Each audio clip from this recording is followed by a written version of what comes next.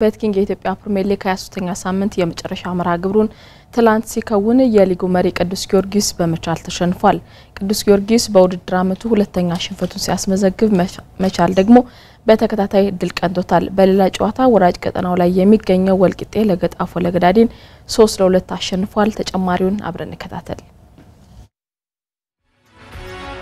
የውድድር ዓመቱ ተጠባቂ ጨዋታዎች መካከል አንዱ ጨዋታ ነው። የፕሪሚየር ሊጉ 23ኛ ሳምንት የመጨረሻ ዕለት መርሃ ግብር በሊጉ ተቃራኒ ደረጃ ላይ የሚገኙት ሁለት ክለቦችን አገናኝቷል። የሊጉ መሪ ቅዱስ ጊዮርጊስንና በሊጉ ላለመውረድ የሚፍጨረጨረውን መቻል 4-3 የጨዋታ አሰላለፍ የተጠቀሙት የመቻሉ አሰልጣኝ ፋሲል ተካልኝና የቅዱስ ጊዮርጊሱ አለቃ ዘሪሁን ሸንገታ ነበሩ። ይህን ተጠባቂ ጨዋታ ደግሞ ዶክተር ኢንተርናሽናል አርቢትር ኃይለ ኢየሱስ ባዘዘው በዋና ዳኝነት መርቶታል። ጨዋታው በመልሶ ማጥቃት የተሻለ የተንቀሳቀሱት መቻሎች በመንተስኖ ታዳነና እስራኤል ሸቶ አማካኝነት ሙከራዎችን አድርገዋል። ቻርልስ ሉኳጉን አስቀምጦ የቋሚ ተሰላፊነት እድልን ያገኘው የቅዱስ ጊዮርጊሱ ግብ ጠባቂ ባህሩ ነጋሽ በሙከራ ተፈትኖ ነበር ያለው። የመቻሉ ግብ ጠባቂ ውብሸት ጭላሉ ደግሞ በአንጻሩ ጫናው ቀንሶለታል። የመጀመሪያ የጨዋታ አጋማሽ ላይም የፍሬምፖንግ ሜሱና ሄኖክ አዱኛን ድንቅ ሙከራዎችን አድኗል። የመጀመሪያው የጨዋታ አጋማሽም በሙከራ ብቻ ታጅቦ ነበር የተጠናቀቀው። ከረፍት መልስ መቻል ማጥቃቱ የተጠናከረበት በመጀመሪያው የጨዋታ አጋማሽም በግራ ጠርዝ የተሻለ የመልሶ ማጥቃት ሽግግር ሲያደርግ የነበረው ከነአን ማርክነህ ጫና ሲፈጥር ነበር ያለው። 61ኛው ደቂቃ ላይ ከነአን ማርክነህ ኳስ ይዞ ወደ ቅዱስ ጊዮርጊስ የግብ ክልል ሲገባ ተከላካዩ ሄኖክ አዱኛ ኳስን ለማስጣል በሚል በሰራበት ጥፋት የፍጹም ቅጣት ምት መቻል አግኝቷል። የፍጹም ቅጣት ምቱንም ከነአን ማርክነህ አስቆጥሮ መቻል 3 ነጥብ አሳክቶ ወጥቷል። ከነአን ከባህሩ ከነአን አስቆጥረው ከግቡ መቆጠር በኋላም ቅዱስ ጊዮርጊስ ወደ ጨዋታ ለመመለስ በእለቱ ጥሩ ሲንቀሳቀስ በነበረው ሄኖክ አዱኛ አማካኝነት ሙከራዎችን ቢያደርግም አልተሳካለትም። ሽንፈቱ ለቅዱስ ጊዮርጊስ በአመቱ ሁለተኛ ሆኖ ተመዝግቧል። መቻል ማሸነፉን ተከትሎም ከነበረበት የመውረድ ስጋት ወደ ላይ ከፍ ብሎ 7ኛ ደረጃ ላይ ተቀምጧል በ32 ነጥብ። ቅዱስ ጊዮርጊስ ደግሞ 51 ነጥቦች ላይ ቆሟል። ከተከታዩ ባህር ዳር ከነማ ጋር ያለበት የነጥብ ልዩነትም አሁንም 4 ነው። ከጨዋታው መጠናቀቅ በኋላ የመቻሉ አሰልጣኝ ፋሲል ተካልኝና የቅዱስ ጊዮርጊሱ አሰልጣኝ ዘሪሁን ሸንገታ ተከታዩን አስተያየት ሰጥተዋል። መጀመሪያ ምን ፈልገው ነገር ስላገኘን እግዚአብሔርን አመሰግናለሁ። ከዛው ያው መጀመሪያ እንደተናገርኩት በመከላከሉም በማጥቃቱም የሊጉን ምርጥ ቡድን ነበር መንገጥማው። ፈተና እንደሚጠበቀን አውቀናል። በተቻለ መጠን የሚያጠቁበትን መንገድ ተቆጣጥረን እኛ ጎሎች ለማግባት ነበር የፈለግነው።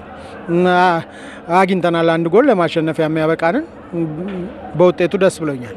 የምንጫወትበት ዘይቤ የምናደርገው ነገር በትክክል ነበር፣ ግን ጨዋታው ላይ ኢንቴንሲቲው ሌስ የሆነና በቀላል ቀስ እያልን የተጫወትንበት እንደሌላው ቀን ሃይ ኢንቴንሲቲ ያልተጫወትንም የምናገኘውንም ኳስ አኩሬሲ የሌለው ጨዋታ ስለነበረ ጥሩ አልነበረም።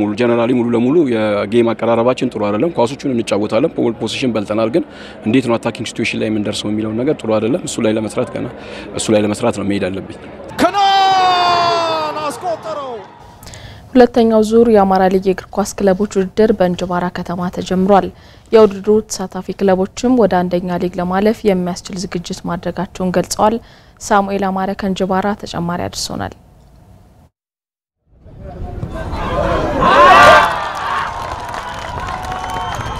በአማራ ክልል እግር ኳስ ፌዴሬሽን አዘጋጅነት የሚካሄደው ሁለተኛ ዙር የአማራ ሊግ ውድድር በእንጅባራ ከተማ መካሄድ ጀምሯል። ከሚያዝያ 30 ጀምሮ ለ12 ተከታታይ ቀናት በሚካሄደው በዚህ ውድድር 33 ክለቦች ተሳታፊ እንደሆኑም ታውቋል። በእንጅባራ ከተማ አስተናጋጅነት በመካሄድ ላይ የሚገኘው ውድድርም በገንዳ ውሃና በቻግኒ ከተማ እግር ኳስ ክለቦች መካከል በተደረገ የመክፈቻ ውድድር ተጀምሯል። የመክፈቻ ውድድሩን በይፋ ያስጀመሩት የአማራ ክልል እግር ኳስ ፌዴሬሽን ምክትል ፕሬዝዳንት ዶክተር ዳኛቸው ንግሩ የአስተናጋጅ ከተሞችን የማስተናገድ አቅም ጨምሮ ውድድሩን በስኬት ለማጠናቀቅ የሚያስችሉ ቅድመ ሁኔታዎችን አሟልተው መጀመሩን ተናግረዋል። መጀመሪያው አዘጋጅ ከተሞች ዝግጅታቸውን ቼክ እናደርጋለን፣ እንገመግማለን። የቡድን አለ የቴክኒክ ዲፓርትመንት ስመቶ ከጸጥታ አንፃር፣ ከሆቴሎች አንፃር፣ ከመስተንግዶ አንፃር፣ ከከተማው የሆቴል ብዛት አንፃር፣ ዲሲፕሊን ከመሆኑ አንፃር ማስተናገድ ይችላል የሚለውን ኢቫሉዌት ያደርጋሉ። ከገመገሙ በኋላ ነው ከተሞቹ አወዳዳሪ ናቸው ተብሎ አናውንስ የሚደረጉና በዛ ልክ እንጅባራ ከተማ ተደጋጋሚ ውድድሮችን ያከናወነ ከተማ ከሆኑ ጋር ተያይዞ በርካታ ውድድሮችን አከናውኗል። ያለ ምንም ችግር ሲመራ ስለነበረ አሁንም ይድል ተሰጥቷል። የአማራ ክልል ፌዴሬሽን በአራት ቀጠናዎች ነው በአራት ከተሞች ነው የሚከናወነው።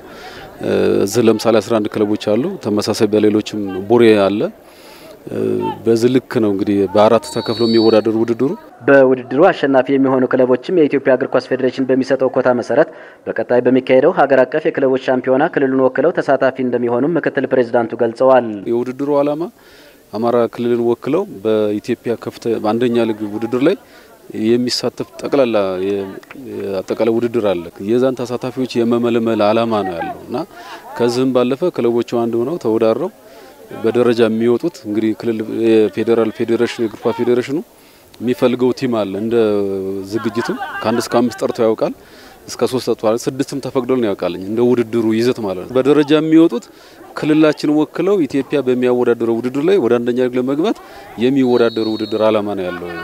ስለዚህ ለዛ ደግሞ ፌዴሬሽኑ ክልሉ በሚመለከተው አግባብ ሁሉ ድጋፍ ያደርጋል፣ ቴክኒክ ድጋፍ ያደርጋል። አወዳዳሮቹ በጣም ባለሙያ ናቸው። ሴፍ በሆነ መንገድ በአቅማቸው ልክ ምንም ኮሽታ ሳይኖር ውድድሩ እንዲከናወን የምንፈልግበት አግባብ ስላለ ነው እኛም መጠነዙን እያስተባበርን ያለ ነው። በመክፈቻ ስነ ስርዓቱ ላይ የተገኙት የእንጅባራ ከተማ አስተዳደር ምክትል ከንቲባ በአይነሰኛ አማረ ውድድሩ በሰላም እንዲጠናቀቅ ከተማ አስተዳደሩ አስፈላጊውን ዝግጅት ማድረጉን ተናግረዋል። የሁለተኛው ዙር የአማራ ሊግ ውድድር ሲካሄድ በከተማችን ውስጥ የሚገኙ ሆቴሎችን፣ የአገልግሎት ዘርፍ ሰጪዎችን፣ የሕክምና ተቋማትን፣ የጸጥታ መዋቅሩን ሬዲ በማድረግ ውድድሩ ከተጀመረበት እስከሚጠናቀቅበት ጊዜ ድረስ በሰላም እንዲጠናቀቅ አስፈላጊውን ዝግጅት ያደረግነ መሆኑን በዚህ አጋጣሚ መግለጽ እንፈልጋለን።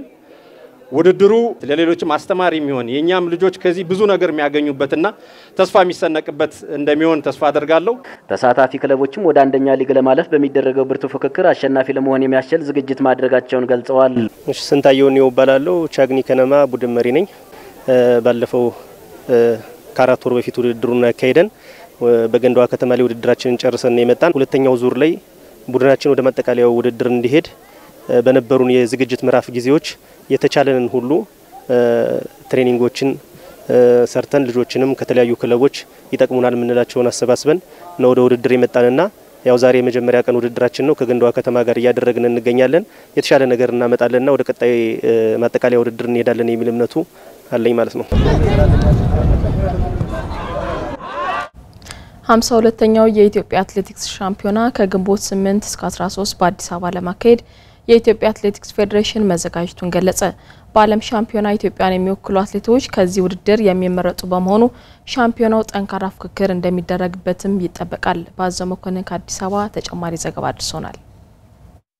በ1963 ዓመተ ምህረት የተጀመረውና የኢትዮጵያ አትሌቲክስ ፌዴሬሽን አንጋፋው ውድድር የኢትዮጵያ አትሌቲክስ ሻምፒዮና 52ኛው ውድድር ከግንቦት 8 እስከ 13 2015 ዓመተ ምህረት በአዲስ አበባ ወጣቶችና ስፖርት አካዳሚ ይካሄዳል። ለ6 ተከታታይ ቀናት በሚካሄደው 52ኛው የኢትዮጵያ አትሌቲክስ ሻምፒዮና ከክልሎች ከተማ አስተዳደሮች ክለቦችና ተቋማት የተውጣጡ 1073 አትሌቶች ይሳተፋሉ ብሏል ፌዴሬሽኑ በሰጠው መግለጫ።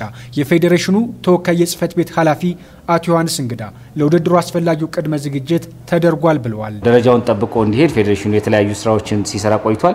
ስፖርት አካዳሚ ትራኩ ነው እንጂ የሜዳ ተግባራትን ለማካሄድ የሚያስችሉ ቦታዎች ባለመኖራቸው ሌሎች አማራጮችን ሌሎች ሜዳዎችን የሚጠቀም ይሆናል። ጎን ለጎን ከኢትዮጵያ ስፖርት አካዳሚ በተጨማሪ የውርወራ የውድድር ተግባራትን ከአዲስ አበባ ስቴዲየም ውጪ በትንሿ ስቴዲየምና እንዲሁም ደግሞ ቀነኒሳ ሱልታ በሚገኘው የቀነኒሳ ትራክ ላይ ያደርጋል። ውድድሩን ዘመናዊ ለማድረግ አዲስ ከወጡ ህጎች ጋርና የነበረውንም ሪፍሬሽ ከማድረግ ጋር ተያይዞ በልዩ በጀት ይዞ ፌዴሬሽኑ እዚህ ውድድር ላይ እንዲዳኙ የተመደቡት ዳኞች በሙሉ የሪፍሬሽመንት ኮርስ ፌዴሬሽኑ አዘጋጅቷል። የፌዴሬሽኑ ተሳትፎና ውድድር ዳይሬክተር አቶ አስፋው ዳኝ ውድድሩ አትሌቶች አቋማቸውን የሚለኩበትና ተተኪዎችን ማፍራት ዓላማው ያደረገ መሆኑን ጠቁመዋል። የኢትዮጵያ አትሌቲክስ ፌዴሬሽን ተቀዳሚ ምክትል ፕሬዝዳንት አትሌት ገዛኸኝ አበራ በበኩሉ በመጪው ነሐሴ ወር በሃንጋሪ ቡዳፔስት በሚካሄደው ዓለም ሻምፒዮና ኢትዮጵያን የሚወክሉ አትሌቶች ከዚህ ውድድር ይመረጣሉ ብለዋል። በአገራችን ትልቁ ውድድራችን ነው። በርካታ አትሌቶችም በርካታ ክለቦች ተቋማት የአትሌቶቻቸውን አቋም የሚለኩበት እንዲሁም ከሌላው ልምድ የሚቀስሙበት ትልቅ የውድድር መድረክ ነው። ተተኪ አትሌቶችንም የምናገኝበት ከዛም ባለፈ ደግሞ ፌዴሬሽናችን የተሻለ ሽልማትን በማዘጋጀት አትሌቶችን የሚያበረታታበትም ጭምር ነው። በሃንጋሪ ቡዳፔስት የሚደረጉትን የዓለም ሻምፒዮና ከዚሁ ከ1 እስከ 8 ያሉ አትሌቶች ከዛ እንይዝና ታዋቂ አትሌቶች ጋር አያይዘን እነሱን አንድ ላይ አድርገን ጨምቀን ኢትዮጵያን አብሶ በ10,000 ሜትር የሚወዳደሩትን አትሌቶች ከዛ የምንወስድ ስለሆነ የኢትዮጵያ አትሌቲክስ ፌዴሬሽን በተለይ የአዲስ አበባ ስቴዲየም እድሳት ላይ በመሆኑ በመዲናዋ ውድድሮችን ማድረግ ፈታኝ እንደሆነበት ገልጾ ባለድርሻ አካላት ድርሻቸውን እንዲወጡ ማሳስቧል። ውጤቶች እንደም እየመጡ ያሉት ባለን ማዘውተሪያ ልክ ሳይሆን አትሌቶቹ ባላቸው ተፈጥሯዊና የነሱን አቅም ጋር ተያይዞ የመጣ ነው እንጂ እንዳለን የማዘውተሪያ ስፍራ ቢሆን ኖሮ ይሄ ሁሉ የምናገኘው ዓለም ላይ የምናገኘው ውጤት ሁሉ የኛ ውጤት ሊሆን አይገባም ነበር። መለከታቸው ባለድርሻ አካላት መንግስትንም ጨምሮ